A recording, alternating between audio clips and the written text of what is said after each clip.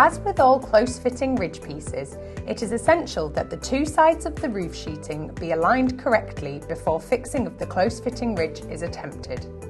The small roll pieces of ridge should be laid first, with fixings hitting the centre of the purlin 100mm up from the bottom edge of the ridge piece in the first full corrugation from either side of the ridge, as per the sheeting.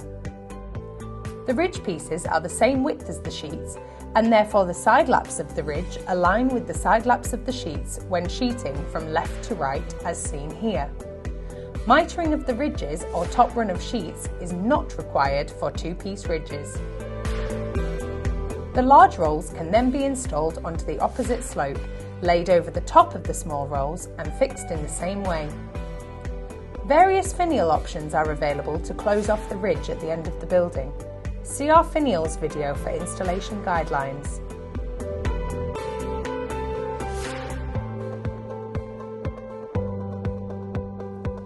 If the sheets have been laid from right to left, it is important to offset the side lap of the ridges by one corrugation in comparison to the sheet side laps to ensure the best fit, as demonstrated here. Ventilating two-piece ridges are available to provide ridge level ventilation, although this method is really only suitable for agricultural purposes. See our video on two-piece plain wing ridges for a domestic ventilation solution.